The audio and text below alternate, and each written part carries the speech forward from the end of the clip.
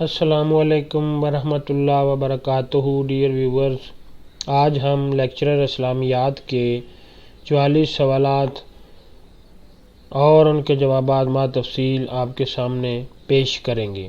آج کا ہمارا ٹاپک ہے اصول فقہ۔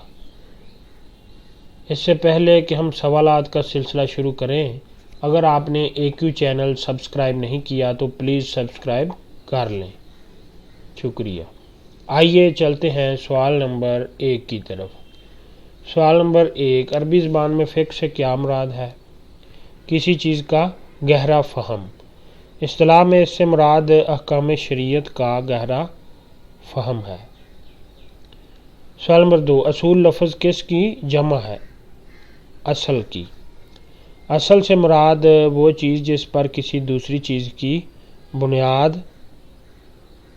رکھی جائے، اور اصطلاح میں اس سے مراد وہ چیز ہے جس پر فقہ کی بنیاد رکھی جاتی ہے۔ سوال نمبر 3، وہ قواعد و ضوابط جن سے شرعی احکام کو سمجھنے اور قرآن و سنت اور ان سے مستنبط ہونے دوسرے ماخذ جیسے اجماع اور قیاس وغیرہ سے ان احکام کو اخذ کرنے کا کام لیا جاتا ہے، کیا کہلاتے ہیں؟ اصول فقہ۔ سوال نمبر 4، الرسالہ کس کی کتاب ہے؟ امام شافعی کی۔ امام شافعی متوفی 204 ہجری پہلے شخص ہیں جنہوں نے اپنی کتاب میں اصول فقہ کی تدوین کا آغاز کیا۔ اس کتاب کو ان کے شاگرد ربیع بن سلیمان نے روایت کیا۔ سوال نمبر 5، الاحکام فی اصول الاحکام کس کی تصنیف ہے؟ امام ابن حزم کی۔ 5ویں صدی کے اہل ظاہر کے دوسرے امام ہیں۔ سوال نمبر 6، چوتھی صدی کے علماء میں سے ابو منصور ماتریدی، ابو الحسن کرخی، ابو بکر جساس کا شمار کس مکتبہ فکر میں ہوتا ہے؟ حنفی۔ سوال نمبر 7، تاسیس النظر کس کی کتاب ہے؟ ابو زید احمد دبوسی کی۔ سوال نمبر 8، کنز الوصول الی معرفت الاصول کس کی کتاب ہے؟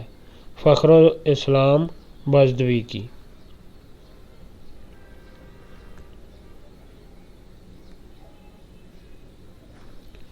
سوال نمبر 9، اصول السرخسی کس کی کتاب ہے؟ شمس الائمہ محمد بن احمد سرخسی کی۔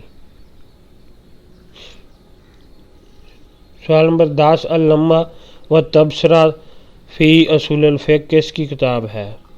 ابو اسحاق شرازی کی۔ سوال نمبر 11، المعتمد کس کی کتاب ہے؟ ابو الحسین محمد بن علی بصری کی۔ سوال نمبر 12، الف برہان کس کی کتاب ہے؟ امام الحرمین جوینی کی۔ سوال نمبر 13، المستصفیٰ کس کی کتاب ہے؟ ابو حامد غزالی کی۔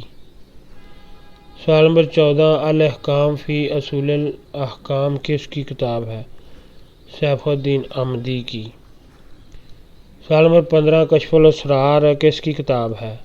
عبدالعزیز بن احمد تجاری کی۔ ابو حنیفہ امیر کاتب کی کتاب الشامل، یہ دونوں بزدوی کی کتاب کی شرح ہے۔ سوال نمبر 16، المنار کس کی کتاب ہے؟ عبداللہ بن احمد نصفی کی۔ سوال نمبر 17، مسلم الثبوت کس کی کتاب ہے؟ محب اللہ بن عبد الشکور بہاری کی۔ سوال نمبر 18، تنقیح کس کی کتاب ہے؟ عبداللہ بن مسعود رحمۃ اللہ علیہ کی۔ سوال نمبر 19، التحریر کس کی کتاب ہے؟ کمال الدین بن حمام کی۔ سوال نمبر 20، جمع الجوامع کس کی کتاب ہے؟ تاج الدین سبکی کی، یہ شافعی عالم تھے۔ سوال نمبر 21، کتاب تخریج الفروع علی الاصول کس کی کتاب ہے؟ شہاب الدین زنجانی شافعی کی۔ سوال نمبر 22، نہایت الصول کس کی کتاب ہے؟ جمال الدین اثنوی الشافعی کی۔ سوال نمبر 23 المسودہ کس کی کتاب ہے؟ تقی الدین احمد بن تیمیہ کی۔ اہل تیمیہ کے 3 بڑے علماء میں سے یہ آخری ہیں۔ سوال نمبر 24 الموافقات کس کی کتاب ہے؟ ابو اسحاق ابراہیم بن موسیٰ شاطبی مالکی کی۔ سوال نمبر 25 ارشاد الفحول الی تحقیق الحق من علم الاصول کس کی کتاب ہے؟ امام شوکانی کی۔ سوال نمبر 26 حصول المعمول کس کی کتاب ہے؟ نواب صدیق الحسن خان کی۔ یہ کتاب ارشاد الفحول کی تلخیص ہے۔ سوال نمبر 27 ان الحکم الا للہ حکم صرف اللہ کا ہے کس سورت کی آیت ہے؟ سورہ یوسف کی 40 نمبر آیت۔ سوال نمبر 28 کون کہتے ہیں کہ اچھائی اور برائی بعض اشیاء کی ذاتی صفات میں داخل ہے؟ معتزلہ۔ سوال نمبر 29 کون کہتے ہیں کہ بندوں کے افعال کے بارے میں اللہ تعالیٰ کے احکام صرف اس کے رسولوں اور کتابوں کے ذریعے پہنچانے جاتے ہیں؟ اشاعرہ۔ سوال نمبر 30 کون کہتے ہیں کہ انسان کے لیے اگرچہ محض اپنی عقل کی بدولت اشیاء کے اچھائی یا برائی کو پہچاننا ممکن تھا، لیکن یہ طے کرنا کہ فلاں فعل کے بارے اللہ کا حکم کیا ہے عقل کے پاس کی بات نہیں؟ ماتریدیہ۔ امام ابو حنیفہ کے مسلک سے منقول ہے یہی عقیدہ، اور اسی کے امام شوکانی نے اپنی کتاب ارشاد الفحول میں تائید کی ہے۔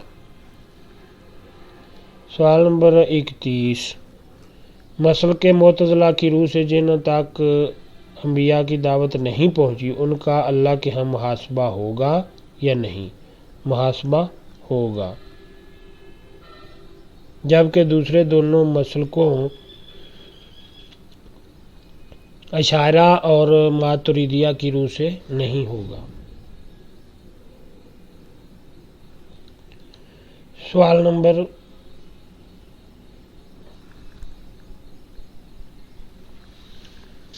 32 اللہ حکم سے کیا مراد ہے؟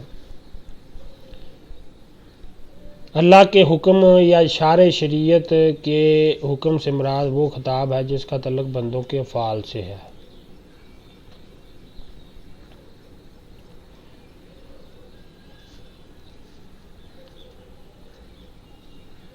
سوال نمبر 33 جس میں بندے کو کسی فعل کے کرنے یا فعل کے نہ کرنے یا فعل کی اجازت دی جاتی ہے کیا کہلاتا ہے؟ تکلیفی حکم۔ اس کی مثال نماز قائم کرو، یتیم کے مال کے قریب نہ جاؤ، جب احرام کھول لو تو شکار کر سکتے ہو۔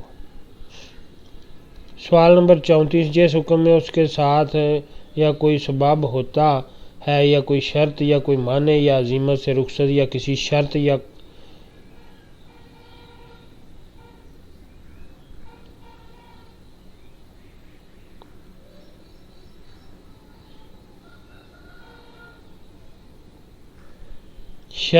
رکن، یہ کون نہیں ہے؟ رکن ہے۔ رکن کے رہ جانے کی وجہ سے اس کی صحت باطل ہو جاتی ہے کیا کہلاتا ہے؟ حکم وضعی۔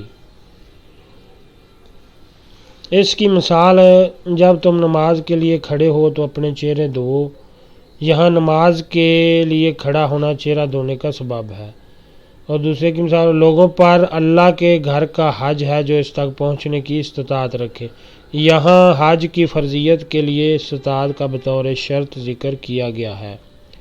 تیسری مثال قاتل کے لیے کوئی میراث نہیں، یعنی جب وہ اپنے مورث کو قتل کر دے تو اس کی میراث میں حصہ دار نہیں بن سکتا۔